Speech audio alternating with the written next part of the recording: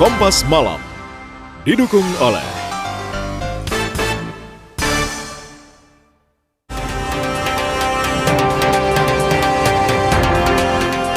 Final FIFA Series, Timnas Indonesia tertinggal sementara dari Bulgaria skor 0-1.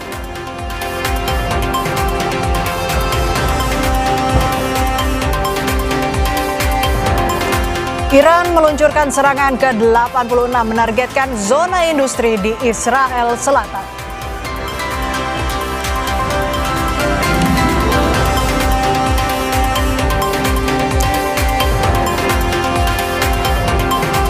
Presiden Amerika Serikat Donald Trump mengancam akan merebut minyak Iran.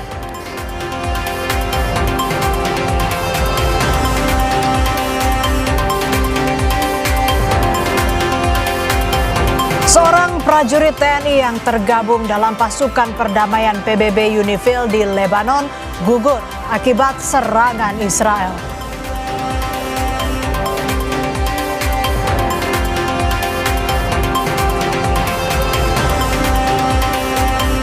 Pemerintah Indonesia masih bernegosiasi dengan Iran untuk membebaskan 2 kapal tanker Indonesia di Selat Hormuz.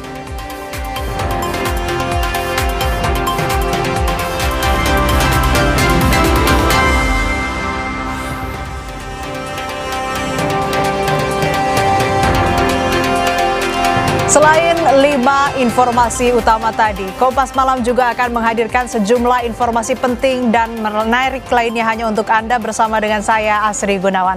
Kita jelang Kompas Malam selengkapnya. Informasi pertama, Saudara, Korps Garda Revolusi Iran meluncurkan serangan ke-86 yang menargetkan zona industri Neot Hofaf di Israel Selatan.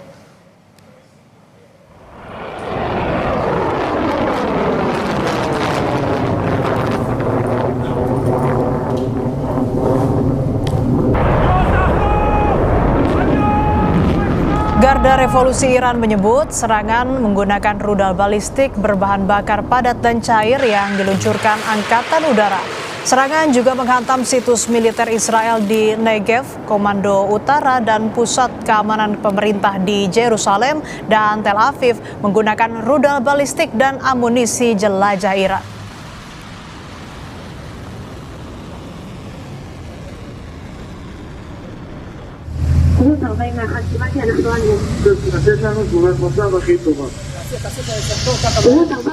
Salah satu serangan rudal Iran menghantam pusat kimia utama Israel dan memicu kebakaran besar di kota Beersheba pada Minggu siang waktu setempat.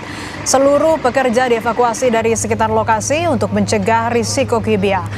Asap hitam tebal membumbung di atas gurun Negev dipicu kebakaran gudang di zona industri Neot Hofaf, Israel. Komplek industri Neot Hofaf adalah pusat kritis yang bertanggung jawab atas setengah dari produksi bahan kimia Israel.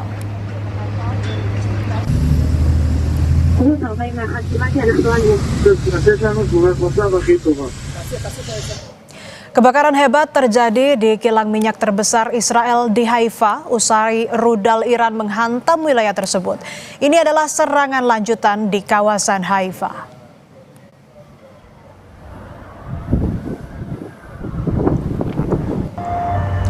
Rudal Israel mengakibatkan kilang minyak Bazan di Haifa terbakar hebat. Sebelumnya, rudal Iran juga menghantam kawasan Haifa hingga menyebabkan gangguan listrik di Israel.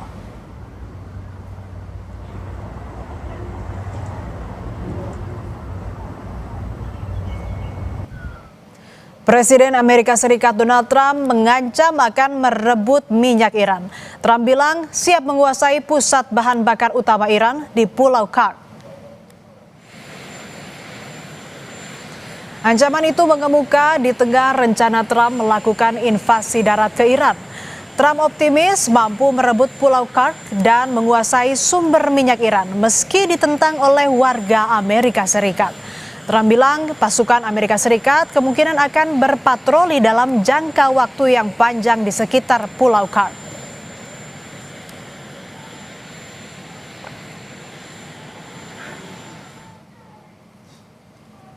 Kepada media Inggris, Trump bilang, sejujurnya hal yang paling saya sukai adalah mengambil minyak di Iran.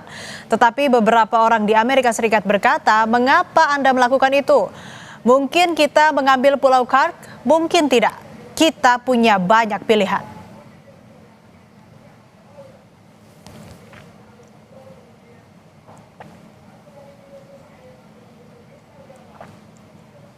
Menteri Luar Negeri Republik Indonesia Sugiono mengonfirmasi seorang anggota TNI gugur dalam serangan Israel di Lebanon. Indonesia mengecam serangan kepada pasukan penjaga perdamaian tersebut. Menlu Sugiono menyampaikan duka cita atas gugurnya Praka Fahrizal Ramadan, anggota pasukan perdamaian PBB di Lebanon. Indonesia mengecam keras serangan Israel ke Lebanon Selatan dan meminta seluruh pihak kembali ke meja perundingan. Pemerintah akan bertemu PBB untuk mendorong investigasi dari UNIFIL. Kapan duka dan bela sungkawa yang sedalam-dalamnya atas gugurnya seorang prajurit kita atas nama Praka Fahrizal Ramadan yang bertugas sebagai kontingen UNIFIL di Lebanon. Beliau gugur, kemudian ada juga 3 rekannya yang luka, 1 luka berat, saat ini masih koma, kemudian 2 mengalami luka ringan. Kami selaku Menteri Luar Negeri dan mewakili pemerintah Republik Indonesia mengucapkan bela sungkawa yang sedalam-dalamnya, kemudian juga mengecam keras insiden ini. Ayah Praka Fahrizal menceritakan bahwa ia sempat berkomunikasi dengan sang anak beberapa hari sebelum insiden yang merenggut nyawanya di Lebanon. Namun komunikasi tersebut hanya berlangsung singkat. Kalau wingi sonten berarti sekitar Jumat gitu. Nggih, sak derenge niku buat ngono niku. Oh, nggih karena itu buatan kayaknya gitu. Di sore hari. Untuk menyampaikan komunikasi untuk menyampaikan apa? Menyampaikan apa-apa, sinyalmu elek ya tak ngoten niku. Kita ke sorotan lain, saudara. Laga final FIFA Series 2026, Timnas Indonesia untuk sementara tertinggal dari Bulgaria dengan skor 0-1. Oleh kembali bukan underlap untuk menahan serangan. Timnas Indonesia sejatinya tampil menyerang sejak kick-off, namun belum mampu menjebol gawang Bulgaria. Skuad Garuda justru tertinggal lebih dulu pada menit ke-38. Pelanggaran yang dilakukan Kevin Dix berbuah tendangan penalti yang berhasil dikonversikan Martin Petkov. Hingga saat ini pertandingan memasuki babak kedua dan skor untuk keunggulan Bulgaria 1-0 masih bertahan. Dari Petkov karena dia juga berhasil mengecoh Emil Audero dan syutingnya sedikit tinggi. Tetap cover di lini belakang. Pelatih John Herdman memainkan formasi 3-4-3. Lini belakang Justin Hubner, Kapten Jay Itzes, dan Rizky Ridho. Jadi andalan Herdman. Kekuatan fisik dan kecepatan jadi andalan untuk menghalau serangan Bulgaria. 3 bek Indonesia dibantu 2 wingback, Nathan Choaon dan Kevin Dix. Keduanya diharapkan mampu membantu pertahanan sekaligus naik ke garis pertahanan lawan saat menyerang. Duet Calvin Verdong dan Joy Palupesi, Verdong jadi lapis pertama pertahanan Indonesia, sementara Palupesi jadi pengatur permainan skuad Garuda. Di lini serang, Ragnar Oratmangun, Ole Romeni, dan Ramadan Sananta jadi juru gedor menghadapi pertahanan Bulgaria.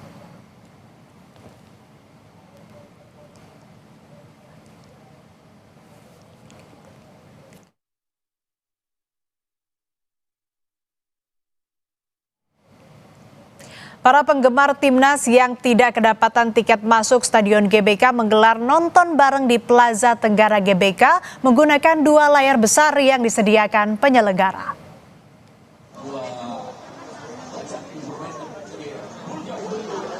Tak hanya di dalam stadion, di luar stadion, sejumlah supporter timnas juga meramaikan final FIFA Series. Keramaian juga makin terasa ketika para supporter meneriakan yel-yel untuk memberikan semangat kepada timnas.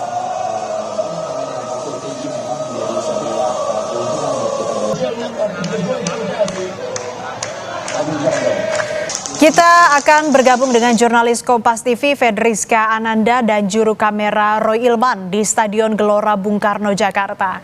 Rizka, timnas masih tertinggal sementara, tapi sepertinya supporter tetap semangat memberi dukungan ya. Seperti apa kemeriahannya di sana?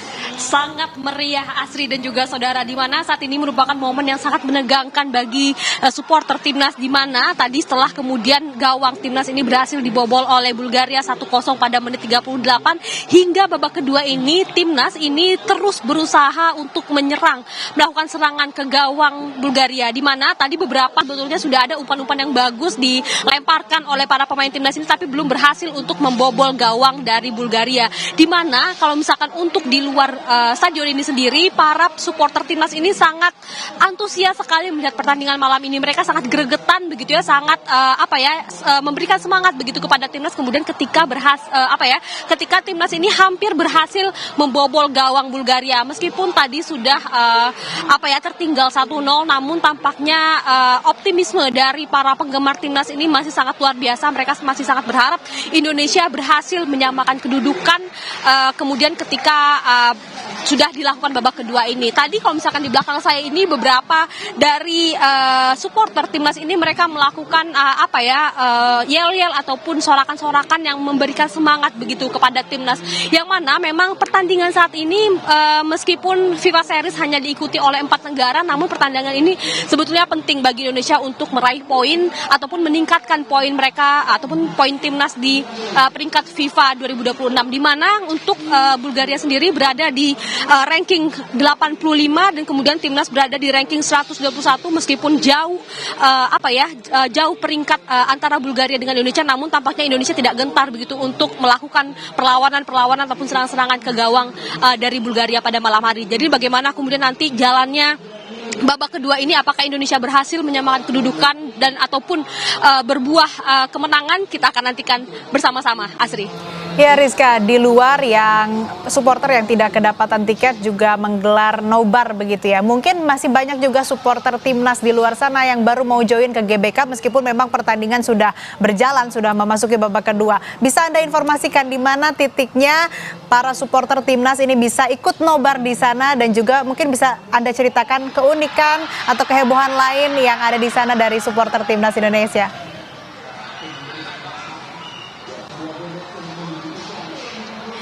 Ya, untuk titik sendiri ini berada di gerbang Plaza Tenggara ataupun tepat berada di gate 5 GBK ataupun di depan tepatnya di depan FX Senayan. Jadi memang cukup strategis tempat ini. Jadi bagi para penggemar timnas yang ingin menyaksikan pertandingan malam ini masih bisa untuk menyaksikan pertandingan ini di Plaza Tenggara ini, di mana ini ada 2 layar big screen begitu yang dapat kita ikuti bagaimana permainan di dalam stadion ini sendiri. Karena memang tadi sebetulnya dari para penggemar timnas ini mereka ini sangat semangat sekali. Selain juga mereka melakukan yel-yel ataupun meneriakan sorakan-sorakan yang memberikan semangat bagi skuad Garuda, namun mereka juga melakukan melakukan pembakaran flare begitu untuk memeriahkan pertandingan. Dan saat ini merupakan momen-momen yang sangat krusial bagi Indonesia, momen yang sangat menegangkan ketika kemudian bagaimana skuad Garuda ini hampir berhasil menembus pertahanan dari Bulgaria.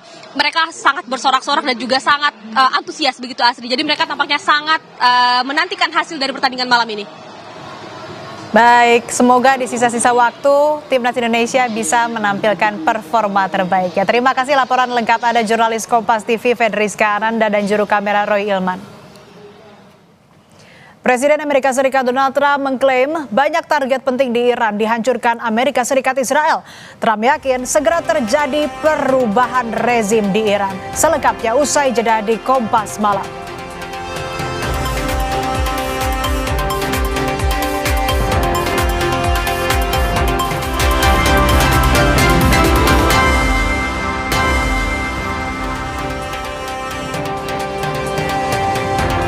Presiden Amerika Serikat Donald Trump mengklaim banyak target penting di Iran dihancurkan Amerika Serikat Israel. Trump yakin segera terjadi perubahan rezim di Iran.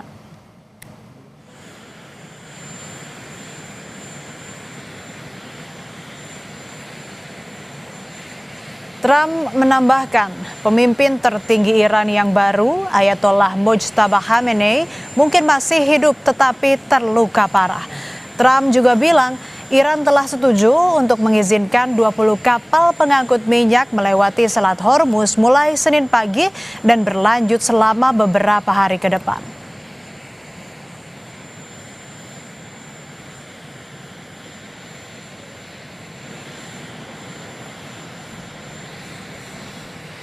We've had regime change, if you look already, because the one regime was decimated, destroyed, they're all dead. The next regime is mostly dead. And the third regime, we're dealing with different people than anybody's dealt with before. It's a whole different group of people. Juru bicara Markas Pusat Hatam Al-Anbiya, Ibrahim Zulfagari, mengumumkan akan membidik kediaman para komandan dan pejabat politik Amerika Serikat. Iran mengklaim ini jadi serangan balasan pasca serangan Amerika Israel menyasar rumah-rumah warga sipil dan angkatan bersenjata Iran.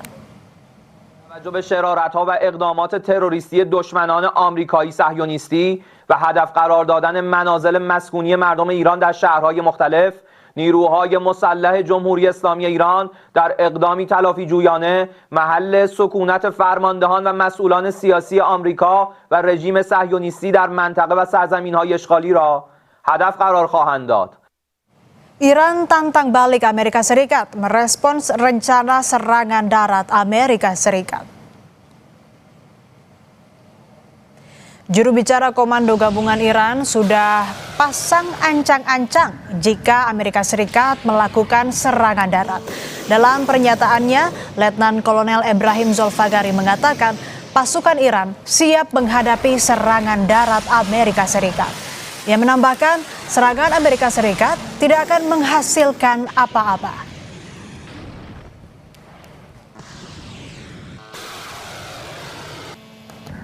جمهور آمریکا ثابت کرده تنها زبانی که میشناسد زبان زور است.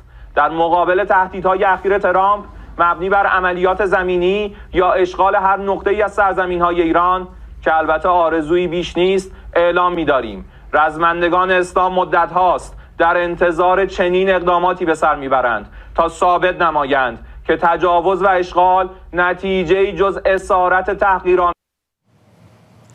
Trump yakin Iran akan hancur lebur jika Amerika Serikat sampai mengerahkan invasi darat. Pada Sabtu lalu, media Amerika Serikat Washington Post melaporkan Pentagon menyiapkan operasi darat selama beberapa minggu di Iran dari keterangan dari salah satu pejabat Amerika Serikat. Sebelumnya, ribuan tentara dari Divisi Lintas Udara ke-82 Amerika Serikat disebut akan bergerak ke Timur Tengah untuk mendukung operasi darat ini.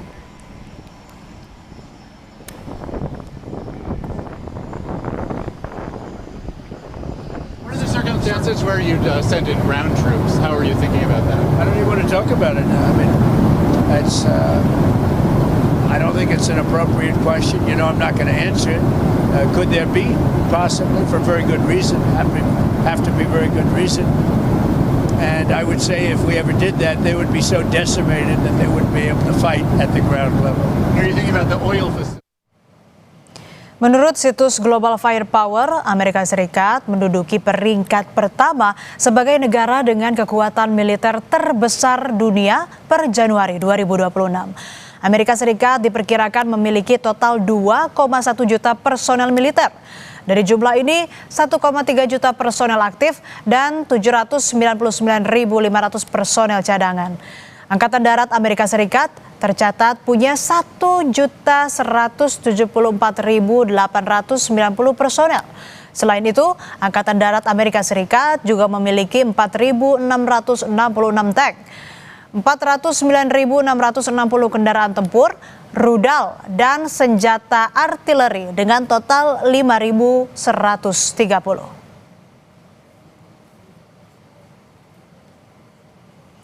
Sementara kekuatan militer Iran berada di urutan 16 dari 145 negara pada Januari 2026. Iran diperkirakan punya 1,1 juta personel. Dari jumlah ini, tentara aktif sebanyak 610.000, personel cadangan 350.000, dan paramiliter 220.000. Sementara itu, Angkatan Darat memiliki 2.675 tank, 75.939 kendaraan tempur, rudal, dan senjata artileri dengan total 3.777.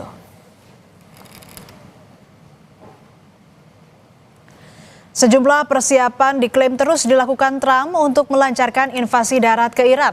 Apakah invasi darat Amerika Serikat jadi solusi jitu menekan Iran atau justru malah menguntungkan Irak?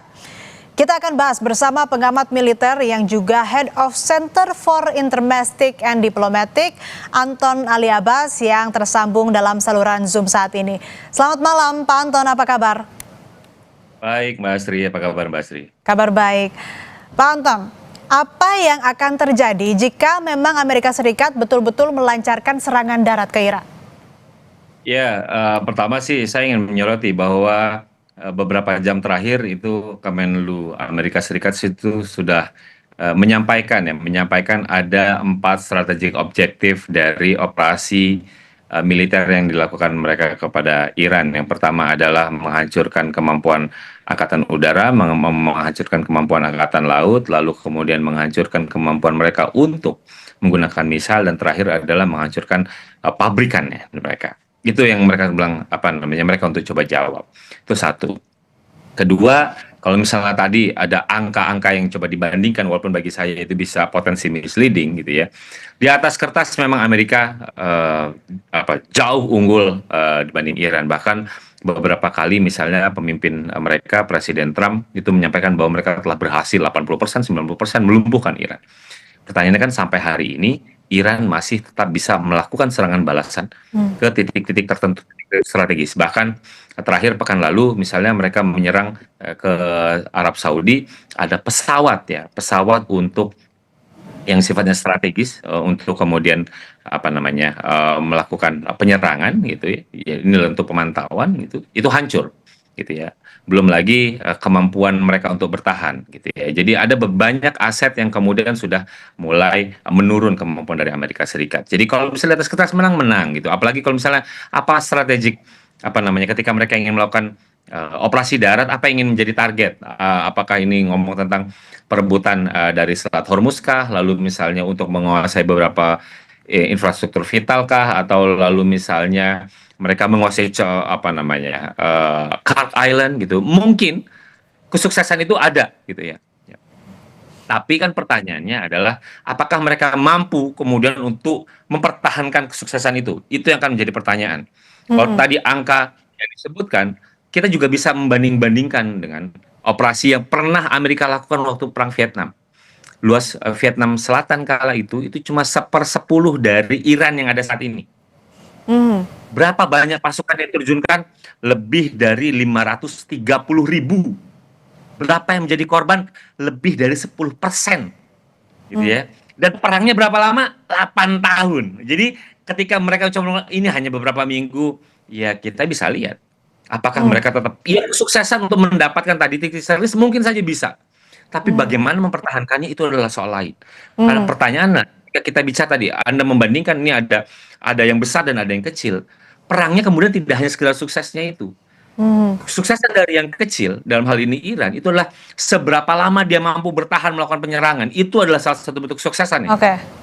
Pertanyaannya adalah apakah Amerika kemudian mampu untuk mempertahankan? Karena ini akan bicara tentang logistik. Pelurunya berapa banyak?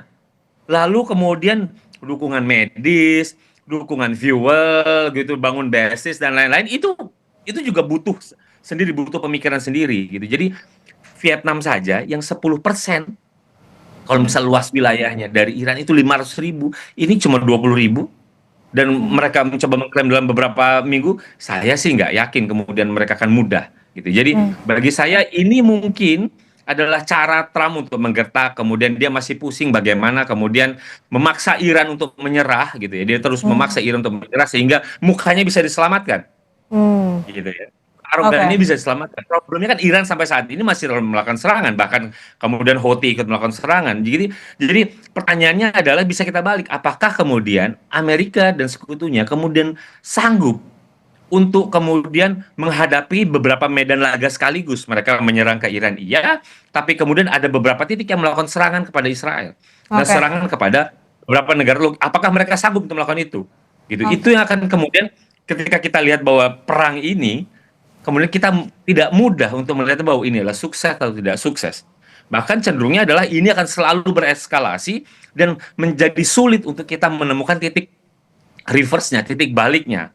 Gitu. Oke. Itu Mbak Astrid. Oke, artinya probabilitas untuk kemenangan itu memang ada, tapi mempertahankannya ini yang jadi pertanyaan. Peluangnya seperti apa? Dan juga kalau dari sisi Amerika kan bisa disebut itu sebagai strategi jitu untuk menggertak Iran. Iran sendiri juga percaya diri ini menantang balik bahkan ancaman invasi darat Amerika Serikat. Lantas apa yang Iran punya? Modal apa yang Iran punya, Pak Anton? Bagi saya, Iran sampai saat ini dia masih tetap bisa melakukan serangan, itu adalah modalnya satu. Kedua, walaupun ada beberapa banyak, ada kapal, ada pesawat yang sudah mulai hancur, tapi sampai sekarang baik itu roket, baik itu kemudian drone tetap bisa melakukan serangan. Belum lagi kita bicara tentang ranjau di laut, gitu ya. Lalu belum lagi kita bicara drone itu kan tidak hanya yang ada di atas permukaan di udara, tapi juga ada permukaan laut, ada yang di bawah laut, gitu ya. Ada banyak yang kemudian Iran masih bisa lakukan. Belum lagi tadi dia dengan bantuan proksinya, ada dari Houthi, ada dari Hezbollah, gitu ya. Jadi bagi saya sih tadi ketika kita bicara tentang perang asimetris itu tidak lagi kita lawan satu, enggak. Ini ngomong tentang kemenangannya lah, seberapa lama yang kecil ini mampu bertahan dan melakukan serangan. Jadi kalau misalnya dia bisa, kita lihat tadi perang Vietnam itu 8 tahun, gitu. Itu yang luas. Dan ketika Amerika bilang bahwa Amerika pernah sukses di Irak, walaupun di Irak Iran, gitu ya, lalu kemudian mereka pernah melakukan invasi 2003 misalnya, ya silakan coba saja karena medan pertempuran di Iran daratan itu sangat jauh berbeda. Bagi saya, kalau misalnya ngomong probabilitas tadi, titik-titik strategis ya mungkin dicapai, mungkin, likely iya, tapi seberapa lama dia mampu bertahan? Apa ya kemudian nanti malah kemudian ya korbannya akan jatuh lebih banyak dan banyak tempat, dan ketika kemudian ada tekanan ekonomi global gitu ya, yang terus meningkat, apakah itu salah satu bentuk kemenangan dari Amerika Serikat? Toh Iran selama ini dengan sanksi dan lain-lain dia mampu bertahan. Iran itu untuk membangun kekuatannya, dia membangun kemampuan drone dan lain-lain itu kan puluhan tahun, 20-30 tahun dia mengembangkan itu. Itu di bawah sanksi, dia masih bisa mampu. Jadi kalau misalnya dikucilkan bagi Iran adalah biasa. Gitu. Jadi kemampuan dia untuk melakukan resiliensi adalah biasa. Mereka sudah biasa untuk melakukan itu. Makanya kan kalau misalnya ada banyak meme, silakan datang ke kami, kami akan menyambutnya gitu. Jangan ada banyak meme-nya, lalu ada video game-nya dan lain-lain. Itu adalah bagian dari perang operasi. Tapi bagi saya kemudian saya sih sanksi bahwa perang ini kemudian Amerika bisa sukses. Mereka bilang ini adalah hanya beberapa minggu selesai, saya sanksi. Kenapa? Karena sejauh ini udah lebih dari 5 minggu misalnya. Perangnya tetap berjalan. Oke, Pak Anton, katakanlah jika invasi darat dari Amerika Serikat ini betul terjadi di Iran. Lalu bagaimana peta konflik di Timur Tengah? Adakah potensi negara teluk ini akan bereaksi dan juga potensi perang regional ini makin terbuka lebar? Kalau misalnya mereka ingin melakukan perang regional itu tentu dari awal. Kenapa dari awal saya bilang? Karena kan Iran juga menyerang beberapa titik di negara-negara teluk. Gitu ya. Jadi sebenarnya kalau berdasarkan piagam PBB itu kan justify untuk mereka, ini adalah negara saya diserang walaupun itu adalah instalasi yang digunakan oleh Amerika Serikat, tapi mereka sebenarnya berhak untuk melakukan serangan balik. Gitu. Tapi kan kenyataannya sampai hari ini mereka tidak ada yang berani untuk melakukan itu. Uni Emirat Arab itu dibombardir berapa kali? Qatar dibombardir berapa kali? Arab Saudi dibombardir berapa kali? Tapi apakah mereka kemudian serang balik? Kan enggak.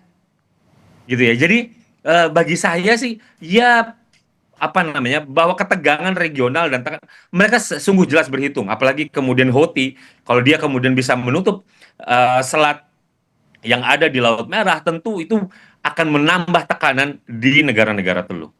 Gitu. Jadi tentu saja saya pikir negara-negara teluk itu berpikir beribu kali untuk mereka ikut terjun, bahwa mereka membolehkan fasilitas yang ada di mereka untuk digunakan Amerika Serikat, iya. Walaupun dalam beberapa waktu lalu Menlu Rusia, Lavrov sudah bilang bahwa ini ada negara-negara Teluk sudah mulai berpikir untuk tidak mengizinkan fasilitas militer yang di tempat mereka untuk digunakan Amerika Serikat. Kalau itu terjadi, maka tentu saja Amerika Serikat akan bingung untuk kemudian melakukan serangan darat, menjalankan operasi darat. Kenapa? Karena ketika kita bicara tentang pendaratan, pasukan, itu kan butuh bantuan, butuh dukungan, butuh logistik dan lain-lain. Ini dari mana? Kenapa? Karena ketika misalnya markas di Diego Garcia misalnya yang jaraknya 4.000 itu milik Inggris digunakan Amerika Serikat, Iran kemudian mencoba untuk menyerang ke sana. Artinya apa?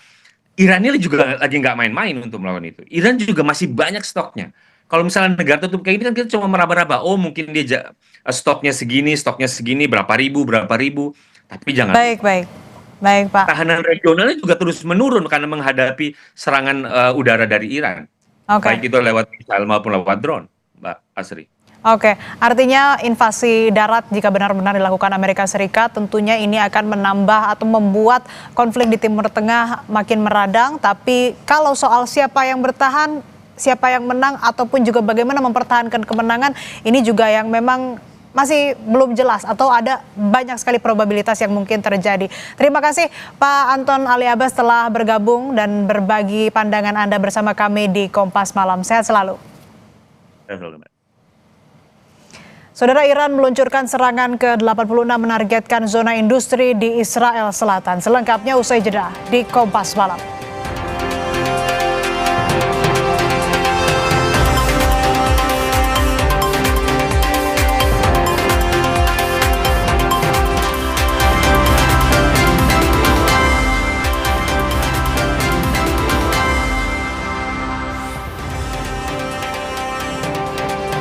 Menteri Luar Negeri Republik Indonesia Sugiono mengonfirmasi seorang anggota TNI gugur dalam serangan Israel di Lebanon. Indonesia mengecam serangan kepada pasukan penjaga perdamaian tersebut.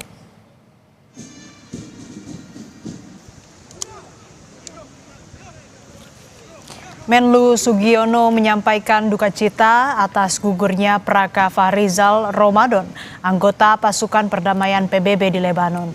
Indonesia mengecam keras serangan Israel ke Lebanon Selatan dan meminta seluruh pihak kembali ke meja perundingan. Pemerintah akan bertemu PBB untuk mendorong investigasi dari UNIFIL.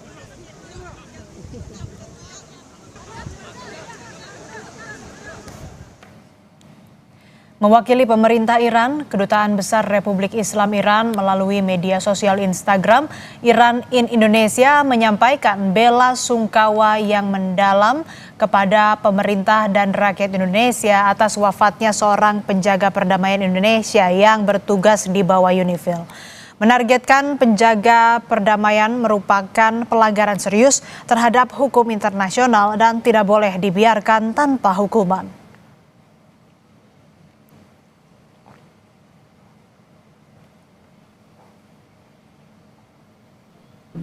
Ayah Praka Fahrizal menceritakan bahwa ia sempat berkomunikasi dengan sang anak beberapa hari sebelum insiden yang merenggut nyawanya di Lebanon. Namun, komunikasi tersebut hanya berlangsung singkat.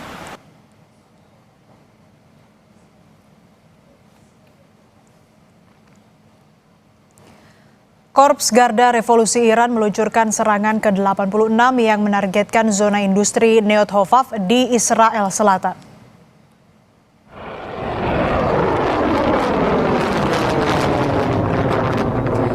Garda Revolusi Iran menyebut serangan menggunakan rudal balistik berbahan bakar padat dan cair yang diluncurkan Angkatan Udara. Serangan juga menghantam situs militer Israel di Negev, Komando Utara dan pusat keamanan pemerintah di Yerusalem dan Tel Aviv menggunakan rudal balistik dan amunisi jelajah Iran.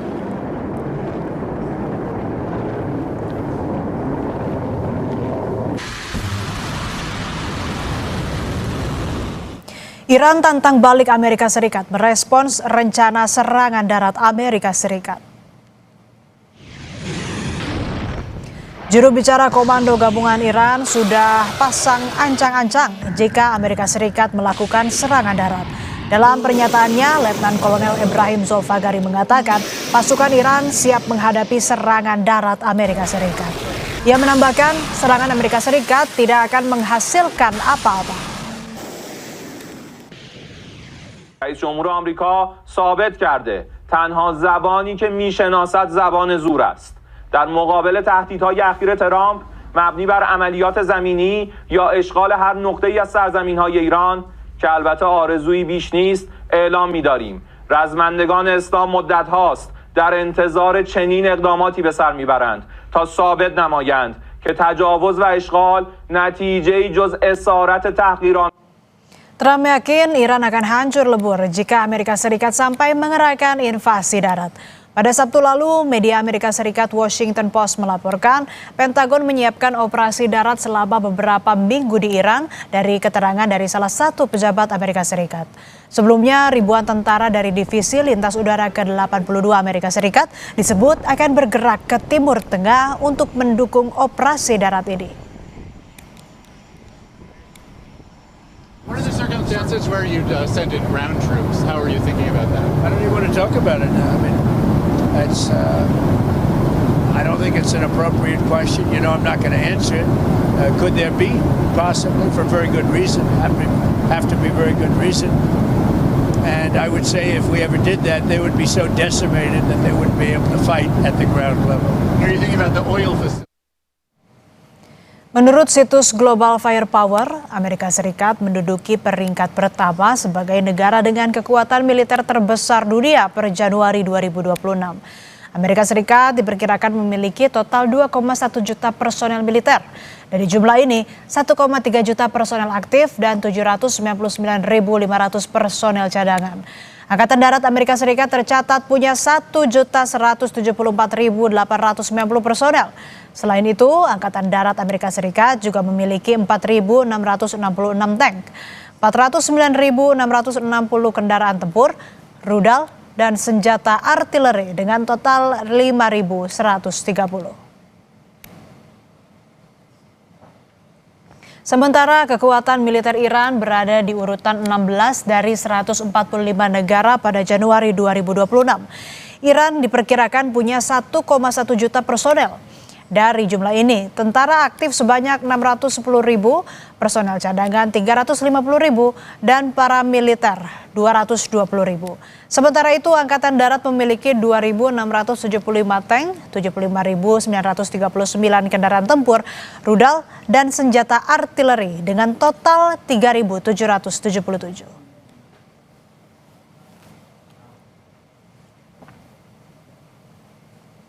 Presiden Amerika Serikat Donald Trump mengancam akan merebut minyak Iran.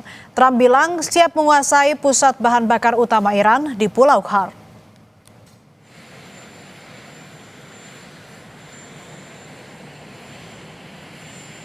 Ancaman itu mengemuka di tengah rencana Trump melakukan invasi darat ke Iran.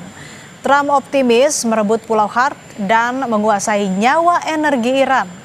Trump bilang pasukan Amerika Serikat kemungkinan akan berpatroli dalam jangka waktu yang panjang di sekitar Pulau Khark.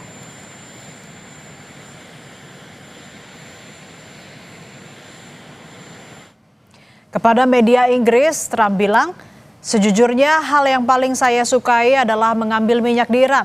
Tetapi beberapa orang di Amerika Serikat berkata, mengapa Anda melakukan itu? Mungkin kita mengambil Pulau Khark, mungkin tidak. Kita punya banyak pilihan.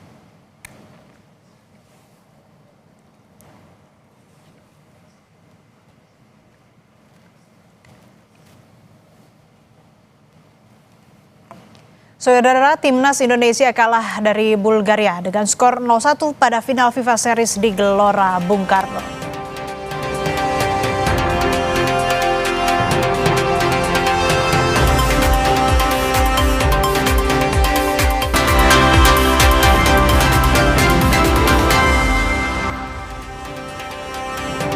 Timnas Indonesia kalah dari Bulgaria dengan skor 0-1 pada final FIFA Series 2026 di Gelora Bung Karno, Jakarta, Senin malam. Di 20 menit penampilannya dan coba disundul dan oleh JIZ Ragnar. Masih Ragnar mencoba masuk ke dalam kotak penalti. Timnas Indonesia sejatinya tampil menyerang sejak kick off, namun belum mampu menjebol gawang Bulgaria. Skuad Garuda justru tertinggal pada menit ke-38. Pelanggaran yang dilakukan Kevin Dix berbuah tendangan penalti yang berhasil dikonversikan Martin Petkov. Babak kedua, Timnas kembali menekan, namun peluang demi peluang masih belum menghasilkan gol. Masuk ke dalam kotak penalti tidak menciptakan peluang Duel 1 lawan 1 Rizky Ridho. Masih mencoba bantuan yang diberikan. Ya, keputusan yang diberikan oleh Wasit Nazmi. Dan kita akan bergabung dengan jurnalis Kompas TV Fedriska Ananda serta juru kamera Roy Ilman di Gelora Bung Karno, Jakarta. Rizka, bagaimana tanggapan supporter atas hasil malam ini?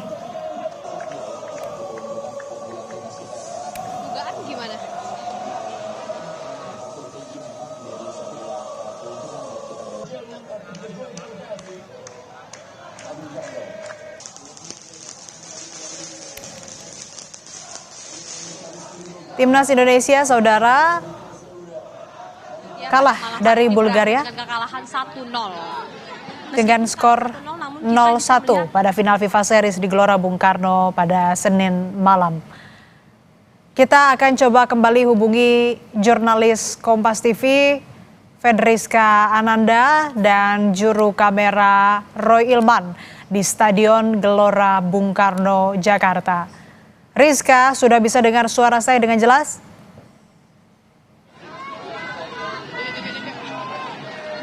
Ya, Asri, selamat malam. Ya, Rizka, bagaimana tanggapan supporter atas hasil malam ini?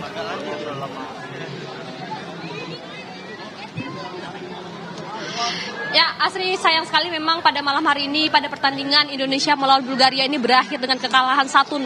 Namun tampaknya dari supporter Timnas ini masih tetap memberikan dukungan kepada Timnas. Bagaimana mereka mengatakan bahwa sejak awal pada babak pertama tampak Timnas Indonesia sangat berupaya untuk melakukan serangan-serangan ke arah lawan ataupun ke arah gawang Bulgaria. Namun memang belum berakhir dengan satu gol pun. Meskipun tadi kita melihat juga bahwa bagaimana pertandingan Indonesia melawan Bulgaria ini banyak sekali umpan-umpan bagus yang memang dilakukan oleh pemain Timnas, namun memang sayang sekali belum berhasil membuahkan satu gol pun ke arah lawan ataupun ke arah gawang Bulgaria. Sehingga memang tadi disampaikan oleh beberapa pemain Timnas yang mengatakan bahwa mereka sebetulnya melihat permainan malam ini sangat seru sekali, sangat menegangkan, sangat membuat gregetan begitu tadi katanya. Karena memang kita melihat juga bagaimana kemudian banyak sekali sebetulnya peluang-peluang yang berhasil dibuat oleh pemain Timnas. Kemudian banyak juga gol-gol yang hampir diciptakan oleh pemain Timnas, namun finishingnya belum berhasil. Tadi memang kalau misalkan untuk satu gol yang berhasil dibuat oleh Bulgaria ke arah gawang Indonesia ini atas hasil penalti yang memang ditorehkan akibat pelanggaran dilakukan oleh Kevin Dix. Namun memang satu kesalahan ini saja bisa kemudian membuat berhasil menciptakan gol ke lawan ataupun ke gawang Indonesia.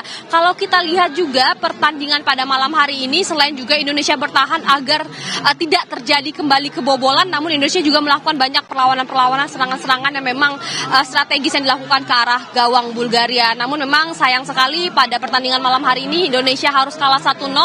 Namun pemain Timnas ataupun maksud kami dari supporter, mereka tetap menaruh harapan besar kepada Timnas ataupun kepada pelatih baru John Hedman.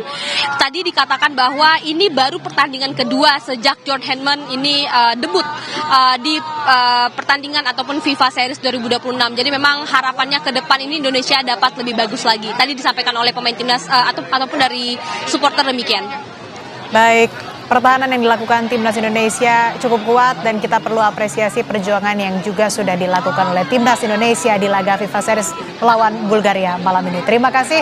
Laporan lengkap Anda jurnalis Kompas TV Fedriska Ananda dan juru kamera Roy Ilman dari Stadion Gelora Bung Karno, Jakarta. Pemerintah Indonesia masih negosiasi dengan Iran untuk membebaskan 2 kapal tanker Indonesia di Selat Hormuz. Selengkapnya usai jeda di Kompas Malam.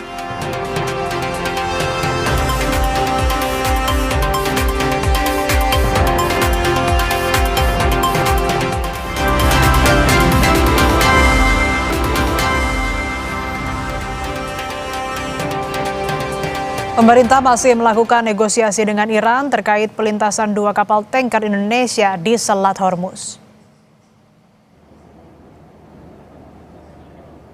Menteri Luar Negeri Sugiono bilang pemerintah masih bernegosiasi dengan Iran terkait perlintasan 2 kapal tanker Indonesia di Selat Hormuz. Meski sudah ada sinyal positif, pemerintah masih menanti tindak lanjut dari Iran.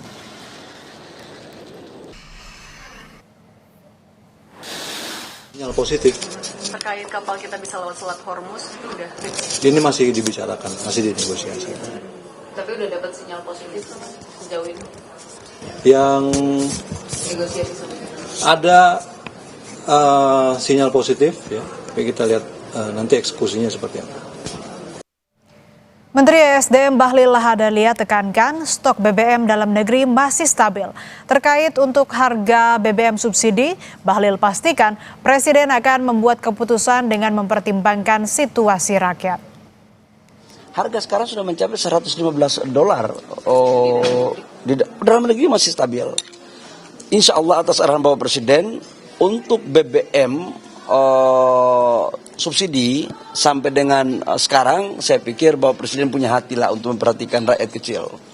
Percayalah, nanti tunggu tanggal mainnya Bapak Presiden akan memutuskan seperti apa untuk kebaikan rakyat bangsa dan negara. Bapak Presiden kita ini kan tiap hari memikirkan tentang bagaimana pembangunan negara tapi juga bagaimana memperhatikan kebutuhan dan kondisi masyarakat kita di bawah.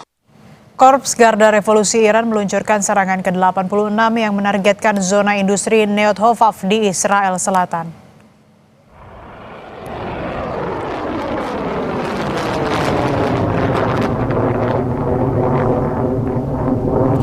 Garda Revolusi Iran menyebut serangan menggunakan rudal balistik berbahan bakar padat dan cair yang diluncurkan Angkatan Udara.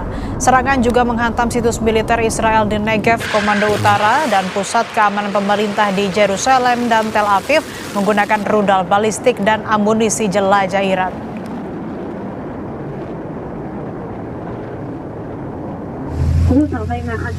Salah satu serangan rudal Iran menghantam pusat kimia utama Israel dan memicu kebakaran besar di kota Beersheba pada Minggu siang waktu setempat. Seluruh pekerja dievakuasi dari sekitar lokasi untuk mencegah risiko kimia. Asap hitam tebal membumbung di atas gurun Negev dipicu kebakaran gudang di zona industri Neot Hofaf, Israel. Komplek industri Neot Hofaf adalah pusat kritis yang bertanggung jawab atas setengah dari produksi bahan kimia Israel.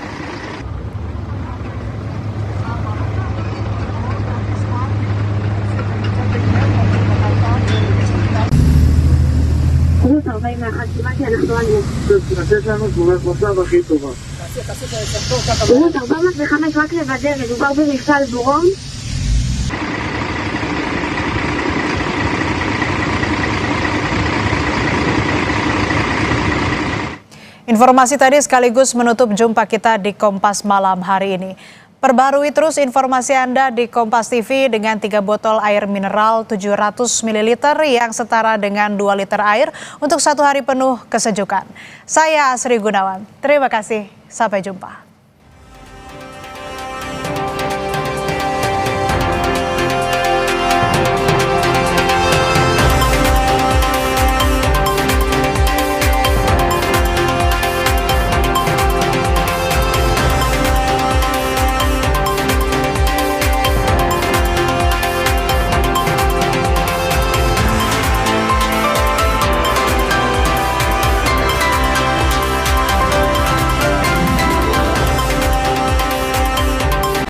Terima kasih Anda telah menyaksikan Kompas Malam.